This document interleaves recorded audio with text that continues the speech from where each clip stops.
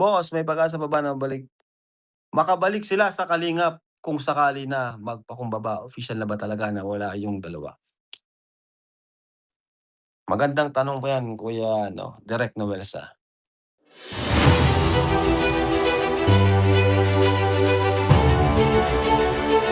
Okay guys, isa na muli mapagpalang umaga, tanghali, gabi po sa inyo lahat. Sana po ang lahat ay nasa mabuting kalagayan at ligtas po sa anumang kapahamakan. Sana po kayo dako ng mundo naroroon. Ako po muli ang inyong lingkod, Maestro 21 TV, at sa ating video ngayong araw na ito mga kalingap, tayo muli po ay magbibigay ng ating panibagong kuro-kuro, komento, opinion at reaction tungkol nga po dito sa naging reaction o pahayag po ni Kalinga Prab sa kanya pong naging live tungkol po dito sa tanong. Okay, so sa isa po sa mga tanong po ng ng kanya pong viewers kung saan sinasabi ng tanong na ito bang dalawa na umalis sa Kalingap ay may pag-asa bang sila po ba ay makakabalik sa Kalingap?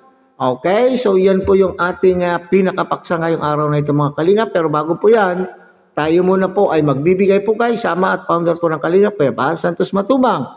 Tangkilikin po natin at the vlog Kalinga Prab, at kung bagong silip lang po kayo, bagong dating lang po kayo sa ating munting channel, sana po inyo rin pong tangkilikin sa pamamagitan po ng pagbibigay niyo po ng like, share and subscribe, at tuloy pindutin na rin po ang notification bell. At nang sa ganon tayo pa rin po ay magkita-kita at magsama-sama sa susunod pa pong mga reaction videos na ating gagawin. Likewise, Mikalog shout out sa ating mga kasamaan po dyan sa Karepa, Kalingap Reactor Partners, sa pamumuno po yan siyempre ng ating Presidente Javier De Leon, aka Birador, at ganun din po sa ating mga Kalingap Partners na nariyan po sa iba't ibang Kalingap Landing Pad. Sana po atin din po silang suportahan. Okay? So tatanggapin pa ba ng Kalingap ang dalawang umalis o pinaalis? Itong dalawang ito mga kalingap, tatanggapin pa ba? Okay, so panoorin muna natin mga kalingap itong bahaging ito kung saan sinagot po ni Kalingap Rob ang katanungan. Panoorin po natin mga kalingap. Boss, may pag-asa pa ba na makabalik sila sa kalingap kung sakali na magpakumbaba? Official na ba talaga na wala yung dalawa? Magandang tanong po yan, Kuya Direk Novelsa. Sa totoo lang po sa akin, wala silang ganun kalaking kasalanan. Alam niyo po kung kanina sila may sobrang bigat na kasalanan. Alam niyo po kung kanino. Sabihin niyo, comment niyo kung kanino sila may sobrang bigat na kasalanan. Comment niyo po dyan.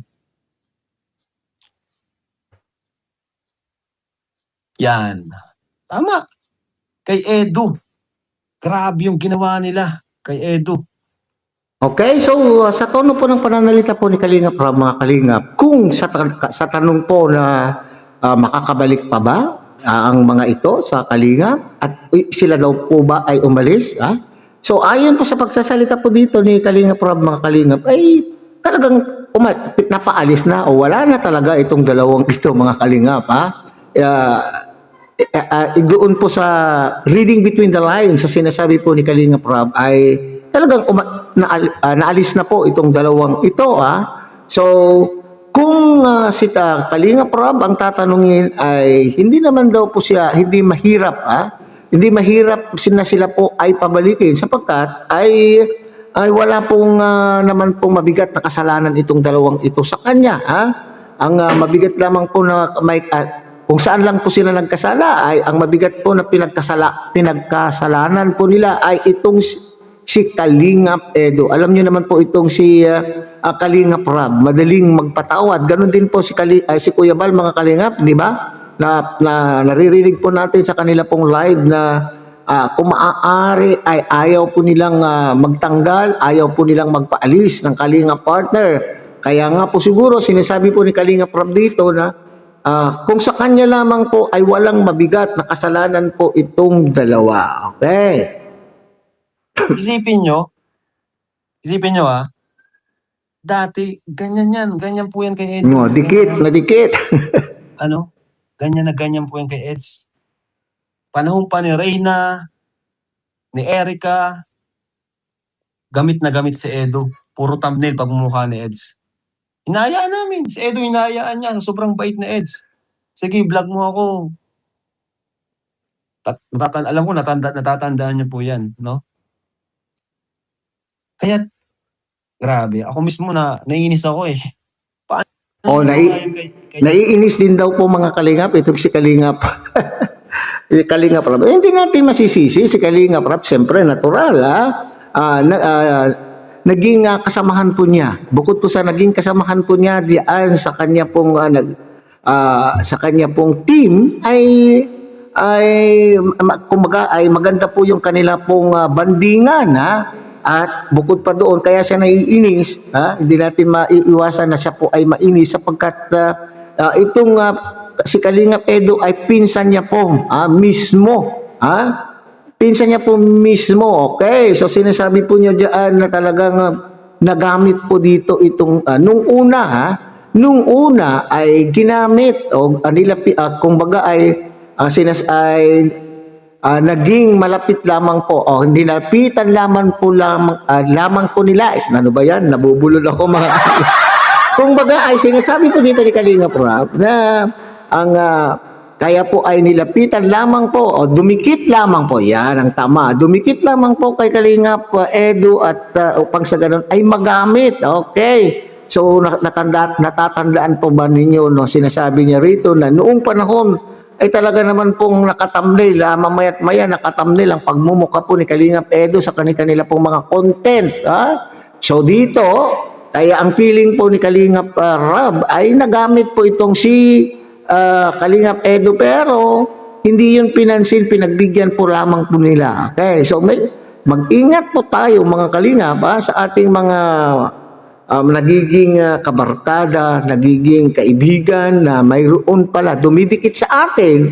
Hindi natin nawawala ito mga Kalingap Maski sa personal na buhay po natin, siguro may mga naranasan po kayo ng mga ganito. Lumalapit sa atin, dumidikit sa atin at parang akala mo ay napaka-loyal na kaibigan po natin. Yun pala ay mayroong gusto.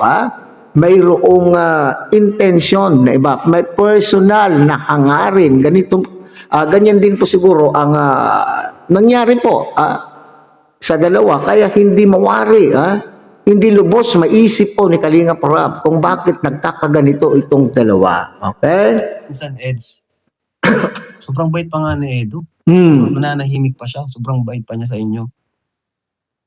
Isipin nyo panoorin niyo po yung mga dating video ng mga yan. Panoorin niyo po yung dating video ng mga yan. Si Edo, panahon pa ni Reyna, gamit na gamit, pinagkakitaan. Yan, pinagkakitaan. Si Edo nagpayaman sa akin, si Boss Edo. Di ba? Boss Edo pa ang tawag. Pero ngayon, boy na ang tawag. Naku Boy po. nyo. Ay, sorry. Sorry po. Kita nyo?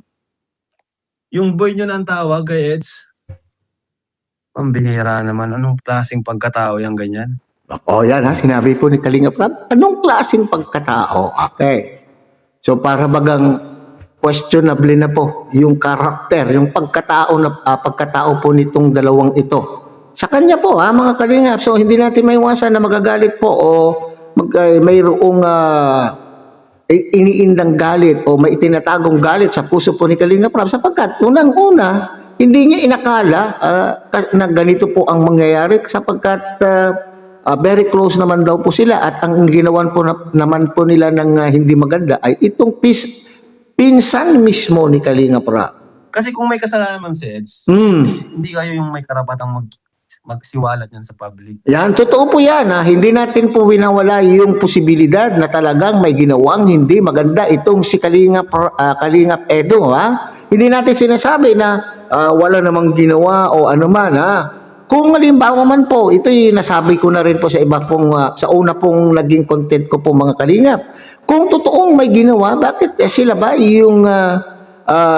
yung talagang tao na kailangan magsalita? At dito pa mismo sa social media, hindi po ba mga Kalingap? Okay, nandun na po tayo dun sa claim po nila na sila daw po ay nagmamalasakit lamang po sa pamilya, nagmamalasakit kay Beyonce, at nandun na po yung concern na sila daw po ay inatasan.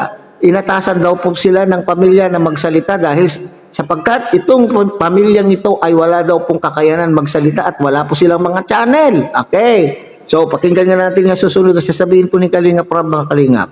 Wala kayong karapatan. Walang karapatan. Para Tama. i-public yan, para ipahiya yung tao. Kung tunay kayong tao, tunay kayong kaibigan sa kanya, pagsasabihan nyo off-cam. Okay, so ganun po tayo dapat sa ating mga kaibigan. So alam po natin na ang kaibigan po natin ay may pagkakamali, ay kausapin po natin, kakausapin po natin ng personal. Hindi dapat natin dalhin ito sa social media. At bakit dinala po ito sa social media? Alam na this kung ano ang gusto. Hindi po ba, mga Kalingap? Pagsasabihan nyo off-cam, kukorek nyo. Bakit mo ginawa yun? Hindi yung ipapahiya nyo sa milyon-milyong tao. Tapos, grabe di. Iba tayo. Parang gusto mong anong tawag po yung gusto mong anuhin yung babae, anong tawag dito, maligtas yung babae, pero meron ka naman na isasakripisyo na pareho, na alam po naman natin, mga Kalingap, na pareho naman po ninyong mahal. Okay? Meron pong, yun po yung punto dito, mga Kalingap, gusto po ninyong pagmalasakitan yung babae, pero hindi nyo akalain, hindi nyo inaasam na itong isa naman ang madadali, ito namang lalaki ang masisira. Kaya sabi ko, sa akin wala silang nagawang masama. Kay Edo sobra. Galit na galit si Ed, sa totoo lang. Pero pinipili po niyang maging tahimik. Hanggang ngayon nga, binabanatan pa rin nila si Edo eh. Durog na durog si Edo sa kanila eh. Hindi si Edo sumasagot. Pero sobrang galit na galit yun si Eds. Sino ba naman ang hindi magagalit? Kalinga Prab. Sa kabila ng lahat ng ginawa niya sa inyo, sa mga pagko-content niyo sa kanya, panahon pa ni Reyna, ganyan ang igaganti nyo sa kanya? Oo, kung nagkamali siya, sabihin natin nagkamali. Kung totoo man nagkamali, oo, nagkamali na nga. Hindi kayong may karapatang ano yun?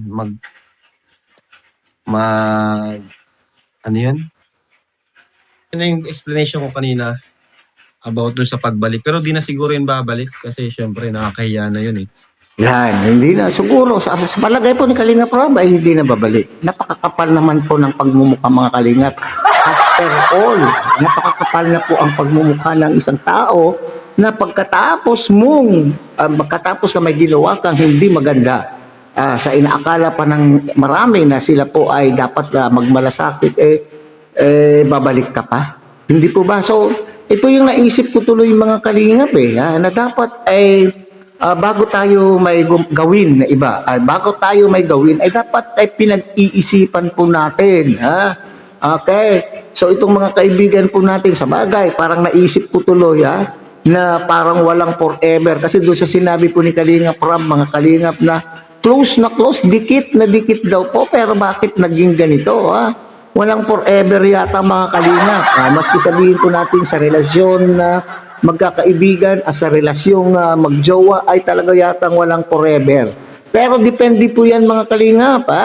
Dapat lamang po kaya tumatagal ang isang relasyon magkaibigan, relasyon magjowa, kung mayroon po tayong respetuhan.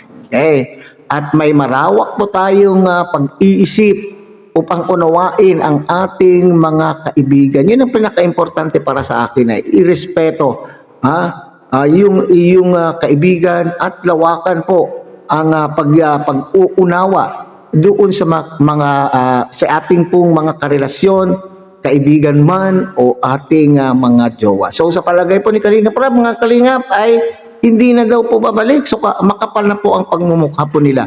Pero hindi natin po awalain yung may posibilidad. May posibilidad na sila po ay babalik. Kung sila po ay maniniklukod, sila po ay hihingi ng kapatawaran. Alam mo po naman po ninyo itong si Kalinga Prab at ni Kuya Bal ay hindi malambot po ang mga puso itong mga ito. Lalo na po itong si Kuya Bal ay kung maaari ay walang umaalis sa Kalingap. So maaari sila po ay may posibilidad na babalik, kung sila po ay manghihingi talaga ng kapatawaran, lalo na po mismo kaya Kalingap Edu. So, abangan natin mga Kalingap ang pagbabalik ng dalawa sa ng dalawa. Okay? So hanggang dito na lamang po tayo. Muli, tangkilikin po natin Kuya Bal Santos Matubang, Ate Edna Vlog, Kalingap Rab, at sana po inireport tangkilikin ang munting channel na ito sa pamamagitan po ng pagbibigay niyo po ng like, share, and subscribe. At tuloy pindutin na rin po ang notification bell at sa ganun tayo pa rin po ay magkita-kita at magsama-sama sa susunod pa pong mga reaction videos na ating gagawin. Muli, isang mapagpalang umaga, tanghali, gabi po sa inyong lahat. Mabuhay po kayo at God bless everyone.